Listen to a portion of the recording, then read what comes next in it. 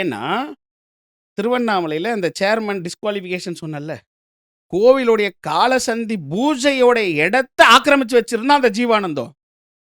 Joint commissioner, HRNC joint commissioner போய், ஆமாய்யா அந்த இடத்துல அவன் இருக்கான், அந்த பிபி புகழேந்தி இருக்கான், ஏபிடி சக்திவேல்னு ஒருத்தன் அவன் பங்காளி, அவன் கூட்டாளி இருக்கான், இவனுங்க எல்லாம் அந்த இடத்த புடிச்சு வச்சிருக்காங்க, இது உண்மைதான கமிஷனர்கிட்ட சொன்னதுக்கு அப்புறமும் சேகர் பாபு ஃபோன் பண்றாராம், அண்ணனுக்கு அங்க கௌரவ குறைச்சலாம்பா, கமிஷனரு அதை டிஸ்மிஸ் பண்ண சங்கர் பெட்டிஷனை, அவன் கோர்ட்டுக்கு போட்டோம், நான் கோர்ட்டில் பார்த்துக்கிறேன்.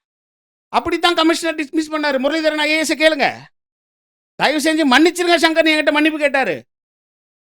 ஒரு ஐஏஎஸ் ஆஃபீஸரை மிரட்டி டிஸ்குவாலிஃபிகேஷன் பெட்டிஷனை டிஸ்மிஸ் பண்ண வச்சதுக்கு அப்புறம் தான் நான் இன்னைக்கு ஜஸ்டிஸ் பகரத சக்கரவர்த்தி முன்னாடி நான் போய் மனு நிற்க வரும்போது, சார் அந்த ஆர்டர் படிங்க சார், எதுக்குடா உங்களுக்குலாம் அரசாங்கம்னு கேட்குற அளவுக்கு இருக்கு சார். ஒரு இடத்துல கூட தான் சொந்த டிபார்ட்மெண்ட்ல இருக்கக்கூடிய ஒரு joint commissioner report, assistant commissioner ரிப்போர்ட்டை கூட கன்சிடர் பண்ண முடியாத ஒரு ஐஏஎஸ் ஆஃபீஸர் எதுக்கு உன் போஸ்டிங்ல இருக்க?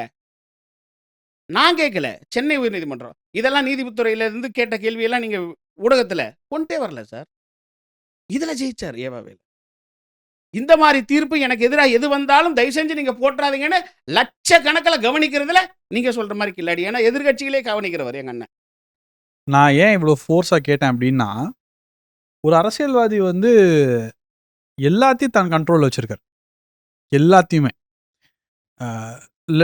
நான் ரொம்ப கொஞ்சம் ஓப்பனாக பேசலாம்னு நினைக்கிறேன். நம்ம ஏன்னா நீங்கள் இவ்வளோ ஓப்பனாக பேச, நானும் ஓப்பனாக பேசலாம்னு நினைக்கிறேன். நான் உண்மையை பேசுறேன். அதான் நானும் உண்மையாக தான் பேசணும்னு நினைக்கிறேன். அவர் யார் நினைக்கிறாரோ அவர் தான் அப்போசிஷன் பார்ட்டியில் மாவட்ட செயலராகவோ நகர செயலராகவோ வரணும்னு நினைக்கிறாங்க. அது உண்மையா? அது எல்லா கட்சிக்கும் உட்பட்டது சார். அதைத்தான் சார் செயல்படுத்தி காட்டுறாருன்றனால தான் நீங்கள் வெற்றியாளன்றீங்க. இது அதர்மமாக தெரியலையா சார்? நீங்கள் ஒரு நல்ல ஒரு மந்திரி இல்லை ஒரு எம்எல்ஏ இல்லை ஒரு அரசியல்வாதி என்ன பண்ணும்? மக்கள் மத்தியில் தான் செல்வாக்கை உயர்த்தி எதிர்கட்சியை நீ தோக்கடிக்கணும் சார்.